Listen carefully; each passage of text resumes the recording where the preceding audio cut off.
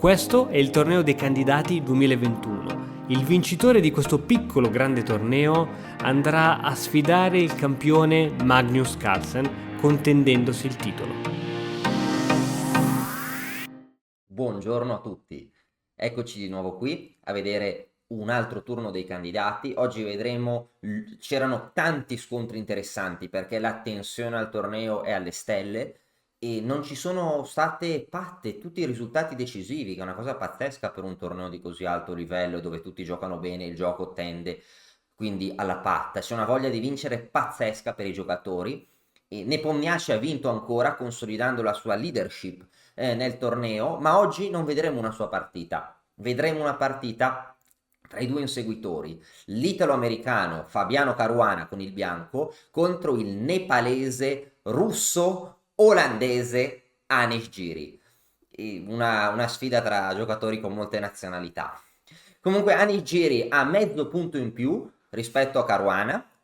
Entrambi i giocatori vogliono vincere, sono in una situazione di must win e l'esito della partita sarà davvero pazzesco perché il bianco gioca E4, Caruana gioca E4, Ghiri gioca C5, la difesa siciliana, il bianco gioca cavallo F3 per giocare la siciliana aperta e a questo punto Ghiri, che aveva giocato, non mi ricordo se prima l'ho pronunciato ancora male, però gli porta fortuna se viene pronunciato male perché continua a giocare bene e quindi non si offenderà.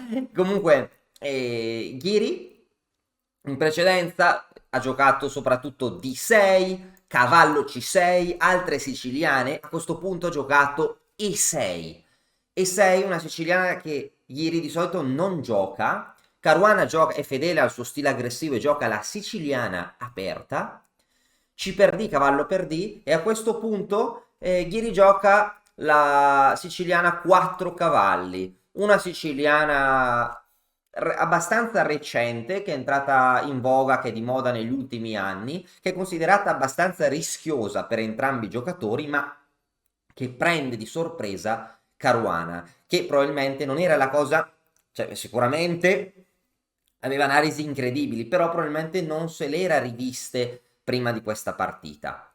Ecco qua, i migliori tentativi per provare a lottare per il vantaggio sono le mosse cavallo B5 per provare a sfruttare la casella in D6, oppure catturare il pedone in C6 per poi giocare E5 per far muovere due volte il cavallo in F6, che si può centralizzare, ma ok, qui iniziano tantissime complicazioni che ora ci porterebbero fuori tema. Questo era uno dei modi migliori per giocare per il vantaggio e penso che cavallo per C6 seguita da E5, che prende spazio e obbliga il cavallo nemico a muoversi due volte, fosse una delle armi nel repertorio di Caruana, ma non avendo rivisto queste posizioni molto probabilmente prima della partita e sospettando siamo sicuri, la grandissima preparazione di Ghiri, che sicuramente aveva tutto fresco, tutto ripassato, Caruana opta per un'altra mossa che è A3.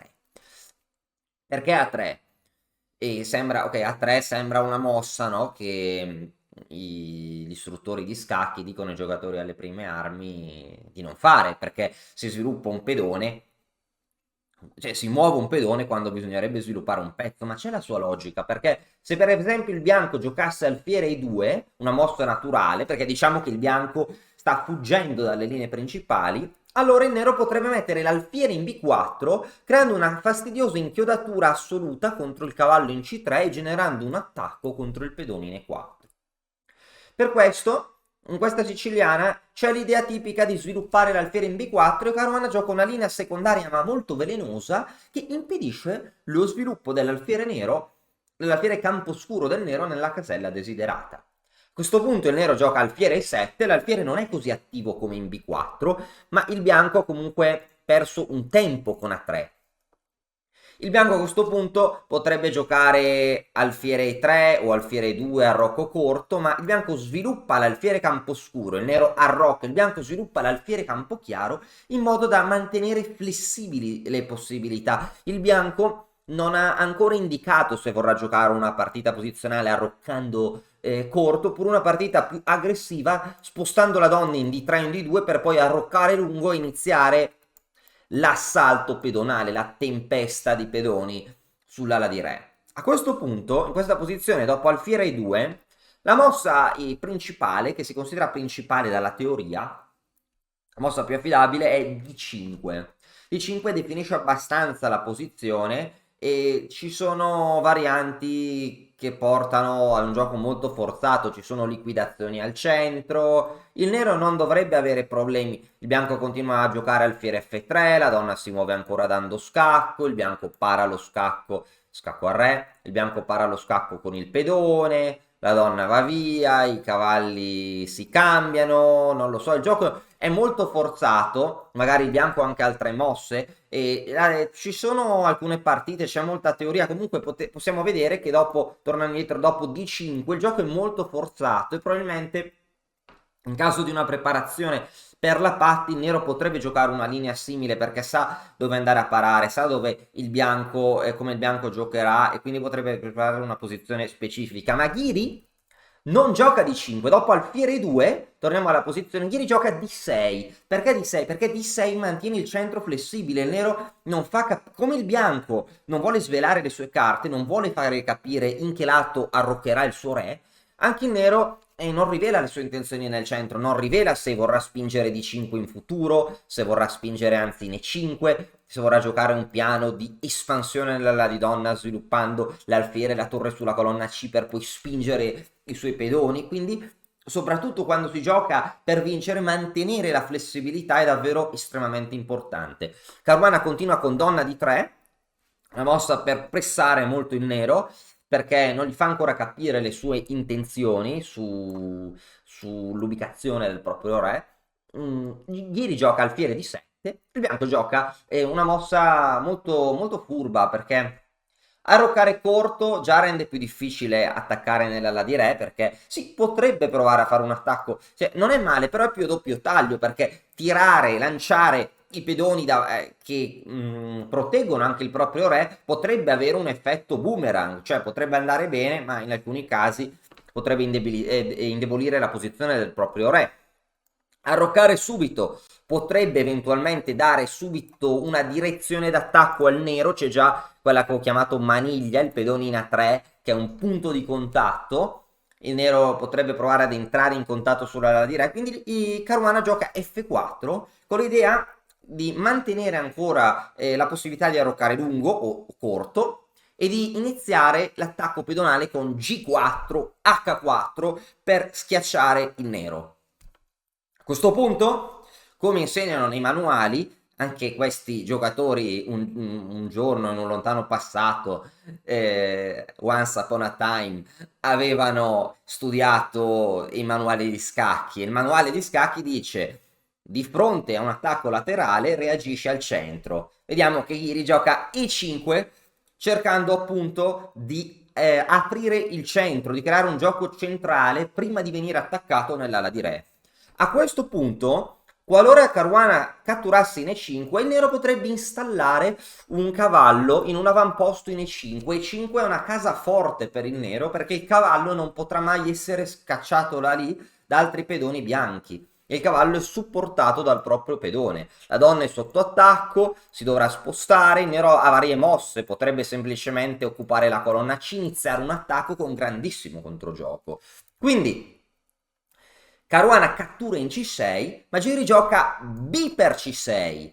B per C6 ha l'idea di centralizzare un pedone per controllare la casa in D5 e anche in B5, ma soprattutto la casella in D5, che è una casella che il bianco vorrebbe magari un giorno occupare con il suo cavallo. Già D5 non potrà essere una casa forte per il bianco. In più, diciamo che l'apertura della colonna aperta, che diventa una colonna semi-aperta per la torre nera, scoraggia il bianco dall'arroccare lungo, perché il re potrebbe ricevere un attacco spaventoso, per esempio lungo la colonna B.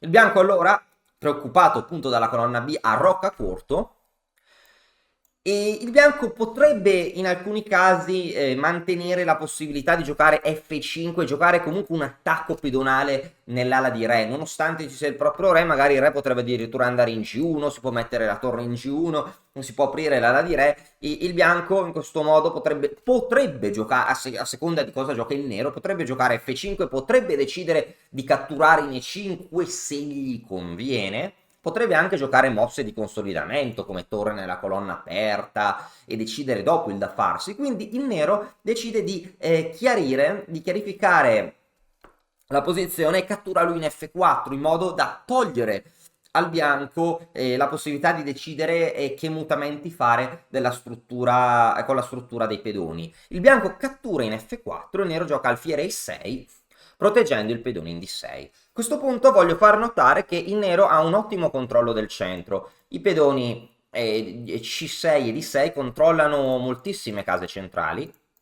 ma un problema del nero potrebbe essere che il pedone in D6 potrebbe diventare un obiettivo d'attacco perché si trova su una colonna aperta.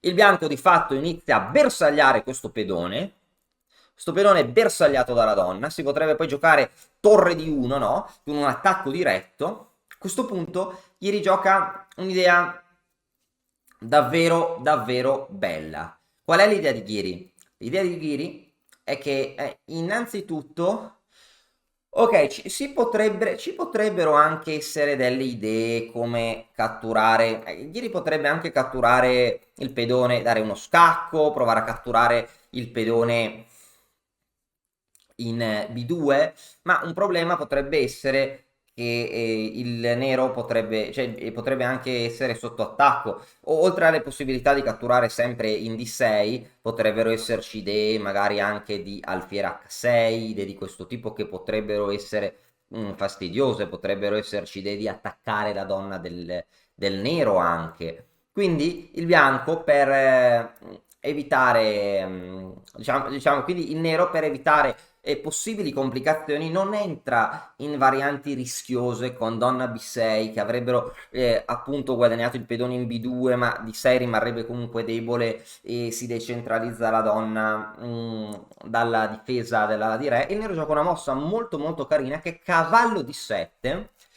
L'idea del cavallo in D7 è innanzitutto aprire la diagonale a questo alfiere ma anche installarsi in E5 in questa casella forte dove diciamo che bloccherà questa diagonale.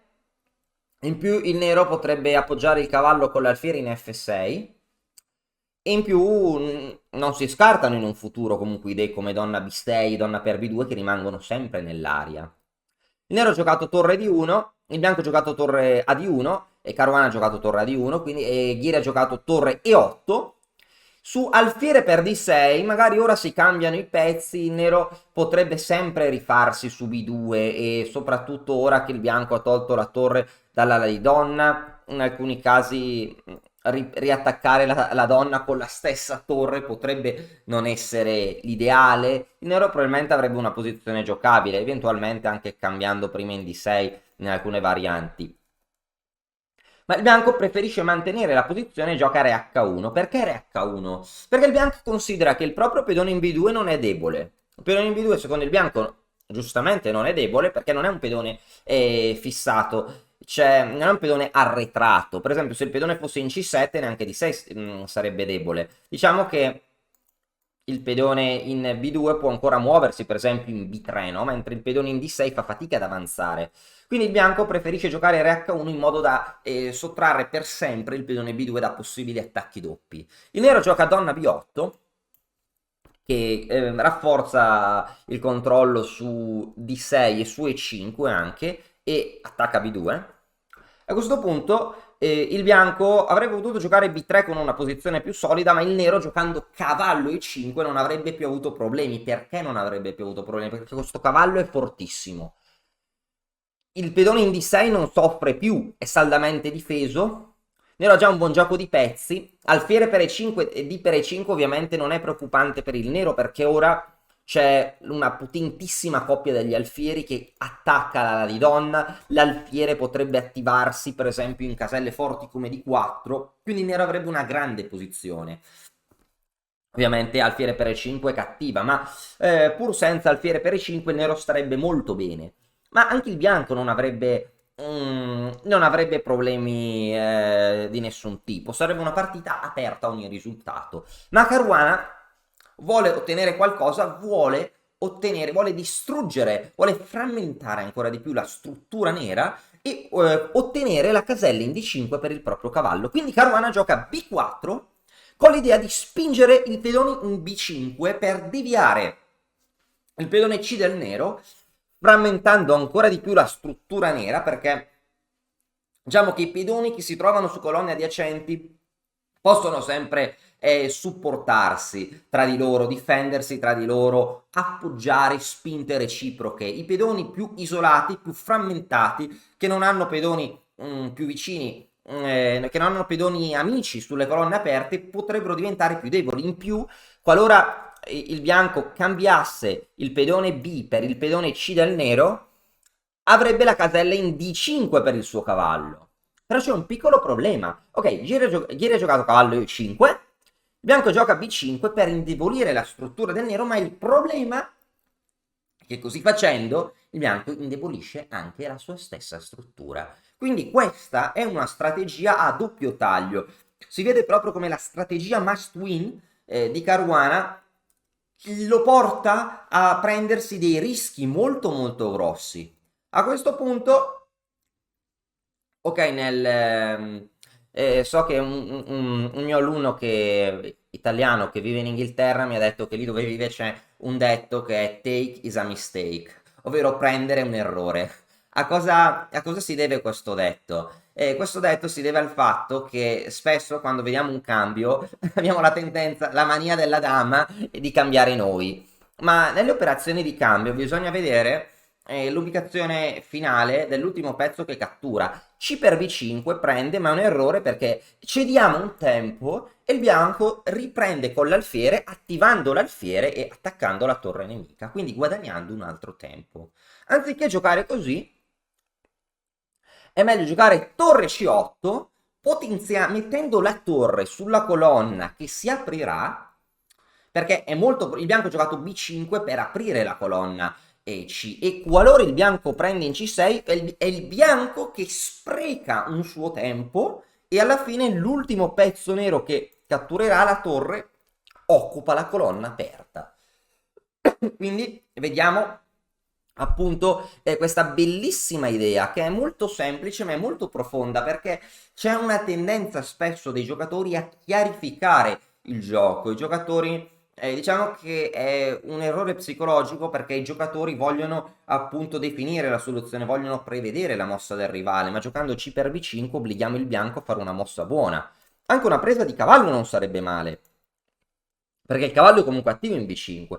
Quindi torre C8 nella sua semplicità è una mossa stupenda. Ma non siamo ancora alla mossa più bella della partita.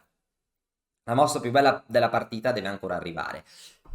E secondo me è una mossa silenziosa così. Poi la vediamo. E il bianco ha giocato B per C6, torre per C6, la torre fa pressione sulla colonna, cavallo di 5. Il bianco ha ottenuto il suo premio, il cavallo è molto attivo. Cavallo di 5 sembra perdere il pedone in C2, ma Caruana aveva un trucchetto diabolico. Qualora il nero ha l'alfiere in presa, quindi non può prendere in C2 adesso. E Ghiri non ha preso in C2. Dopo vediamo la mossa che ha fatto Ghiri. Ma qualora Ghiri avesse catturato in D5 per prendere in C2 dopo, ovvero E per D5, torre per C2, il bianco avrebbe vinto. Il bianco avrebbe vinto per alfiere per E5, minacciando matto. Non si può prendere in E2 per via della minaccia di matto. D per E5, alfiere D3, attaccando la torre. Dopo che la torre si sposta, per esempio, in C5, in C3 la torre avrebbe potuto cadere vittima di un attacco di scoperta, con cui il bianco guadagna materiale. Dopo torre C5 il bianco avrebbe vinto, per esempio, con D6, e su alfiere per D6 alfiere 4, guadagnando almeno la qualità perché la torre in A8 è intrappolata, e mantenendo un attacco terribile contro l'ala di re del nero, tra cui i pedoni in F7 e in H7. Quindi un trucco diabolico. Questi giocatori sono davvero forti e si lanciano davvero tanti trucchi, tante combinazioni, no? E che magari a volte non vengono notati perché nessuno dei due ci casca. Però giocano molto bene, hanno molte risorse tattiche, ma a questo punto, e qua Giri racconta come nella conferenza stampa dopo la partita, come gli sembrava anche dall'atteggiamento alla scacchiera che Caruana fosse molto fiducioso delle sue possibilità e pensava molto di vincere e di avere vantaggio, ma qui dopo la semplice mossa Don F8, che è una mossa molto timida, che dalle mie sensazioni è la mossa preferita di Ghiri di questa partita. Non è la mia mossa preferita perché penso che dopo ho giocato una mossa più bella nella sua semplicità. E dopo questa mossa, Ghiri ha iniziato a sentire di stare bene e Caruana si è iniziato a sentire male. Perché? Perché per esempio su cavallo per E7, donna per E7, il bianco ha cambiato l'ottimo cavallo per il pessimo alfiere del nero. Questi pezzi sono molto attivi. C'è pressione su C2 e A3. Questi pedoni, anche E4 tra l'altro è un pedone isolato e le debolezze pedonali bianche sono più gravi rispetto al pedone in D6 o A7. Tra l'altro voglio dire che in questo caso ci sarebbe, se il bianco cattura in E5 ci sarebbe donna per A3 e il nero tra l'altro anche un pedone ha un alfiere in E6 migliore che l'alfiere in E2 più attivo e c'è anche un pedone passato lontano A che si può spingere ed è difficilmente arrestabile. A questo punto, dopo donna F8, probabilmente Caruana avrebbe dovuto provare a giocare C4 per provare a cercare in un futuro delle semplificazioni con C5. Cercare di cambiare il pedone C per il pedone D. Secondo, da quello che ho capito, Caruana diceva, forse si era un po' confuso qui, da quello che ho capito in un'intervista Caruana ha dichiarato che non sapeva cosa fare in caso di cavallo per C4, però dopo cavallo per C4, alfiere per, torre per, cavallo per ci potrebbero essere stati dei cambi generalizzati che avrebbero portato probabilmente eh, donna e 8 avrebbero portato probabilmente per via del materiale pari, degli alfieri di colore contrario, in assenza di un'iniziativa, di un grande attacco su avrebbero probabilmente portato alla patta. Perché gli alfieri contrari, come forse avevo accennato, non rendono sempre patta la posizione, ma accentuano l'iniziativa di uno dei due giocatori. Perché è più difficile difendere le caselle di un determinato colore, ma se tale iniziativa non c'è, allora sì che rendono il pareggio più facile. In caso che il bianco potrebbe attaccare il pedone in G7 con minaccia di matto, il nero lo può difendere, insomma, magari il bianco può riattaccare la donna, magari la partita avrebbe potuto finire patta. Ma per qualche ragione, o perché non ha visto questa continuazione, o perché comunque voleva vincere, Caruana non gioca C4 e gioca C3 per mantenere la tensione. E ieri commentava che secondo lui dopo C3 il nero sta già un po' meglio, ma una situazione come Caruana è davvero estremamente complessa perché si sta un po' peggio, si dovrebbe giocare per la patta per semplificare tutto, ma sei in una situazione di must win dove la patta non è assolutamente buona in termini di classifica del torneo e quindi bisogna giocare come la posizione non richiede. Quindi magari siamo di fronte a un risultato che magari sarebbe stato diverso in un altro contesto del torneo, magari Caruana non avrebbe perso se questa partita fosse stata giocata al primo turno. È molto curioso, sono molto curiosi questi scherzi del destino. Nero ha giocato torre C8, portando in gioco l'ultima torre che è sulla colonna aperta. Il bianco gioca torre C1, cavallo G6. Da questo punto Caruana gioca alfiere D2 che forse non è granché, un po' passiva, ma voglio arrivare al mio momento preferito. Il nero attiva il suo alfiere, donna E3 che attacca il pedone in A7, Ghiri gioca torre C5, il bianco gioca C4. A questo punto questa è una mossa così bella nella sua semplicità che è quasi commovente. Allora, secondo me il fattore più importante nella valutazione di una posizione è la struttura pedonale. Perché? Perché la struttura pedonale, perché tutti gli altri elementi della posizione di lungo termine sono funzioni, dipendono dalla struttura pedonale. Per esempio, le debolezze, avere pedoni doppiati o avere pedoni arretrati, pedoni isolati, dipendono dalla struttura pedonale nel suo complesso, questo è ovvio. Anche la sicurezza del re dipende dalla struttura pedonale, perché se iniziamo a spingere o a cambiare pedoni nel nostro arrocco, allora le cose si mettono male per il nostro re, anche case deboli, case forti, anche pezzi attivi o pezzi passivi. Per esempio, con tanti pedoni bloccati in una posizione chiusa, il cavallo tende a essere meglio dell'alfiere. E viceversa, in una posizione aperta l'alfiere tende a essere migliore del cavallo. C'è anche il famoso caso dell'alfiere buono e dell'alfiere cattivo. Io credo che quando uno inizia a gestire molto bene gli alfieri, aumenta notevolmente la sua comprensione posizionale. Allora, è meglio non avere alfieri ostacolati dai propri pedoni. Per esempio, il bianco ha l'alfiere in E2 che è proprio brutto perché è ostacolato dai suoi propri pedoni. Ovvero questo alfiere sarà un alfiere cattivo nel finale, perché è difficile smuovere i pedoni da C4 dai 4, mentre l'alfiere nero potrebbe essere buono perché può cambiarsi per il cavallo, potrebbe fare pressioni sui pedoni C4 e D4. L'alfiere buono del bianco è l'alfiere in D2 che non ha ostacoli nella propria catena di pedoni. Forse il pedone in A3, ma il pedone in A3 non è un ostacolo perché è decentralizzato e poi non è fissato, può muoversi. Quindi il nero, avendo il bianco l'alfiere cattivo in E2, per mettere in risalto tale alfiere bisogna cambiare l'altro. Perché? Perché la coppia degli alfieri, avere una coppia degli alfieri è un caso dove 3 più 3, ovvero la somma di due alfieri, non fa 6 ma fa 6 e mezzo. Addirittura qualche libro, qualche manuale considera giustamente la coppia degli alfieri come un pezzo unico, perché un alfiere solo controlla solo la metà, può muoversi potenzialmente solo in metà delle caselle della scacchiera. La coppia degli alfieri insieme è molto potente e appena si cambia uno dei due alfieri, il bianco rimarrà con l'alfiere brutto, non sarà più in grado di controllare le case nere. Il nero gioca H6, una mossa davvero poetica, una mossa bellissima che prepara la minaccia imparabile di alfiere G5. Alfiere G5 per cambiare l'alfiere in D2. Tale minaccia è imparabile perché ci sono troppi pezzi su questa diagonale. Se il bianco fugge sull'alfiere, per esempio, con l'alfiere per esempio in C3, alfiere G5 porterebbe al guadagno materiale della qualità. Un grande vantaggio del nero. Il bianco fugge con la donna, alfiere G5.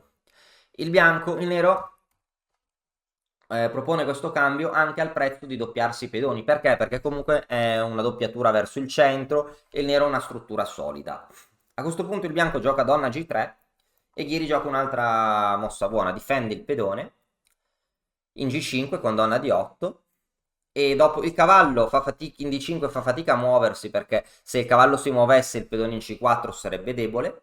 Comunque qua il bianco gioca torre CD1 e ora gli rigioca un'altra mossa che mi strapiace, che è alfiere per D5. Perché? Perché questo alfiere è brutto, l'alfiere è cattivo, e il nero vuole giocare cavallo buono contro alfiere cattivo. Questo cavallo ha degli importanti avamposti in F4, in E5, da cui sarà difficile da scacciare, sarà molto superiore rispetto all'alfiere bianco. Tra l'altro il bianco dovrà prima o poi catturare con un pedone, e su C per D5 c'è torre C3, magari iniziando a sfruttare la colonna C, su E per D5 il pedone in C4 è debole, se è chiusa la colonna D, quindi il pedone in D6 già non soffre, è un pedone su colonna chiusa, quindi non è un potenziale bersaglio. Il cavallo nero andrà in E5 difendendo F7, togliendo la donna bianca dall'attacco di D6, minacciando C4. E il vantaggio del nero è indiscutibile, l'alfiere in E2 orribile non fa nulla, una comprensione posizionale eccellente. Qua Ghiri ha tante mosse buone, non so, donne 7 per iniziare magari a prendere anche la colonna E, magari anche a cambiare le donne, perché in un finale C4 sarebbe debole. Notare che il cavallo dai 5 attaccherebbe C4, quindi una forza offensiva e l'alfiere una funzione solo difensiva. Ma Ghiri ha giocato cavallo F4 che è buona e continuiamo ad andare avanti. Il bianco ha giocato torre D4, il nero ha preso la colonna e la donna vuole attivarsi sempre di più. Il bianco ha giocato alfiere F3, torre per C4, torre per, donna per A7, e a questo punto Ghiri ha momentaneamente recuperato un pedone, chiedo scusa, Caruana ha momentaneamente recuperato un pedone, il pedone in A7, ma Ghiri gioca torre A4, attacco doppio. E una delle cose critiche che ha visto Ghiri è che a questo punto, ok, la donna non ha modo di difendere il pedone in A3 perché la casella E3 è tenuta dalla donna nera.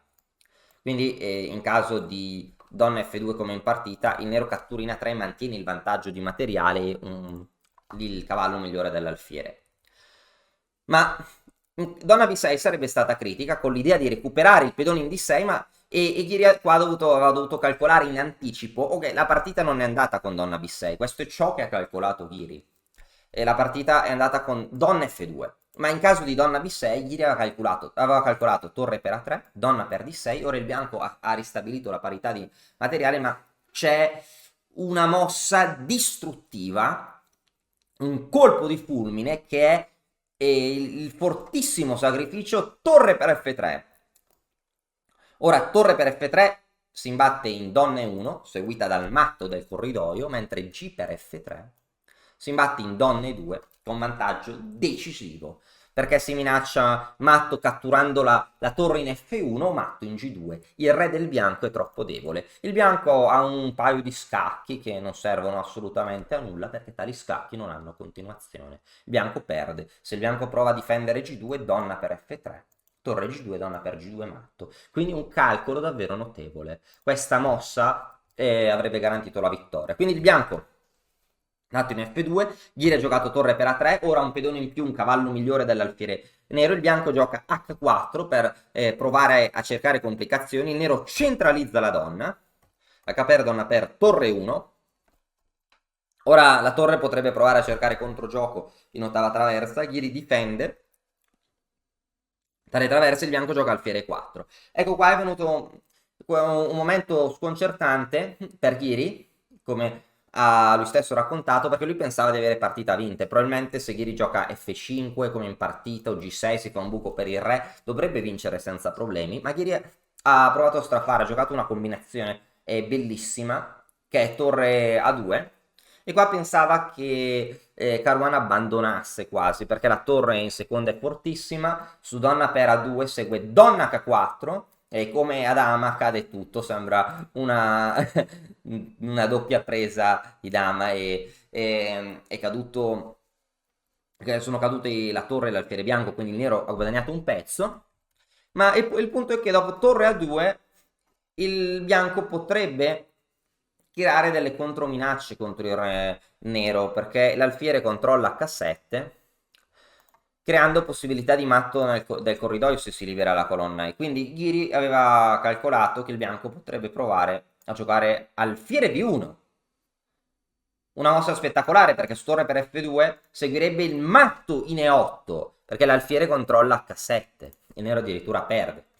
Però Ghiri qua aveva calcolato donna H5 con vittoria perché su re G1 seguirebbe cavallo E2, torre per E2 seguirebbe per esempio torre per E2 e il nero ha un vantaggio di materiale decisivo, non c'è nessun matto. In caso di re F1 seguirebbe donna H1 seguita dal matto. Questo è ciò che aveva calcolato Ghiri, ma purtroppo per lui, dopo torre A2, seguita torre B1. Cioè purtroppo in realtà no, perché torre B1 è una mossa carina perché su torre per F2 c'è il matto in E8, questa sarebbe... Ok, no, non è matto, ma dopo donna D8, torre per D8 sì lo è, questa sarebbe stata una conseguenza tragica, quindi sarebbe stato molto triste. Torre per F2, ops, matto. Ma per fortuna, e poi c'è anche un altro fattore da tenere in considerazione. Qualora il bianco, qualora il nero si crea un buco per il re, donna per A2, allora questa combinazione che si basava sull'attacco doppio contro il re contro torre in 1 non funziona più. Però, dopo torre B1, il nero ha mossa torre A8. Quindi la torre torna indietro. Quindi dopo alfiere 4, torre A2 è stata frettolosa per torre B1, ma il nero può emendare il proprio errore tornando indietro e per fortuna non ci sono conseguenze perché il bianco non è in grado di continuare con la sua iniziativa e il nero probabilmente avrà dunque un vantaggio decisivo. Molto molto curioso ciò che è successo. Stavo guardando adesso, mi è venuto in mente se fosse possibile la pazza mossa donna A7, con l'idea che su torre per A7 seguirebbe il matto. Stavo pensando che come minimo potrebbe esserci il controsacrificio donna per G2, su alfiere per G2, torre per A7, e ora non c'è nessun matto. Se l'alfiere torna in E4 potrebbe seguire re G7 e questo finale dovrebbe essere vincente per il nero perché i due pedoni in più alla lunga dovrebbero portare alla vittoria. Poi magari c'è qualcosa di meglio, di ancora più immediato di donna per G2, ma donna per G2 è già sufficiente per il momento per vincere la partita. E niente, quindi dopo torre A8 il bianco ha giocato torre 1, così se ieri sbaglia e torna in A2 si ripeterebbe la posizione, ma ora Ghiri cambia. Bravissimo, gioca una mossa bellissima che è F5. F5 che attacca l'alfiere si sposta e ora stupendo, sembra che il bianco che attacca, ma oltre ad avere i materiali in più, Ghiri cerca l'iniziativa, ora gioca re F7, porta il re al centro, ma si prepara lui ad attaccare sulla colonna H, quindi di solito non si centralizza il re, di solito si semplifica, ma qua Ghiri sta giocando per l'attacco. Un giocatore di un livello mostruoso. Ok, a questo punto il bianco gioca torre E3 per provare a difendersi o a controgiocare lungo la terza traversa e Ghiri continua con torre H8, sacco re G1 e ora il colpo di grazia che obbliga Caruana ad abbandonare la brillante cavallo per G2, 2 punti esclamativi, dopodiché il bianco abbandona. Diciamo che ora si minacciano scoperte decisive, anche se minaccia di catturare la torre, e le uniche mosse decenti sono donna per G2 o torre G3. In caso di donna per G2 seguirebbe donna per E3, con attacco con vantaggio materiale decisivo e probabilmente anche un attacco da matto. Questa partita, dopo re F1 ci sono innumerevoli modi di vincere, non so, donna scacco per poi prendere l'alfiere, sono davvero innumerevoli modi. Su donna F2, non so, torre H1 deviazione, re sovraccarico. E infine in caso di torre G3 avrebbe potuto seguire donna C1 e su re per G2 donna H1 matto. Una partita davvero avvincente dove entrambi i giocatori giocano per vincere, mostrano tutta la loro classe, mostrano tutta la loro ambizione. In questo caso ha vinto Ghiri. Quest'anno probabilmente non sarà Caruana ad affrontare Carlsen, sarà probabilmente o Ghiri o Nepomniachtchi. Mancano ancora 2 turni, ma in 2 turni può succedere di tutto. Quindi vediamo cosa faranno i nostri 2 leader nello sprint finale del torneo. Siamo tutt'occhi, stiamo aspettando, ci aspettiamo delle partite meravigliose che speriamo di cui speriamo di fare un report, di commentare negli ultimi giorni. Grazie a tutti e a presto. E ora per continuare che cosa posso fare? Beh, innanzitutto ti consiglio di iscriverti al nostro canale in modo tale da non perderti le nuove video lezioni.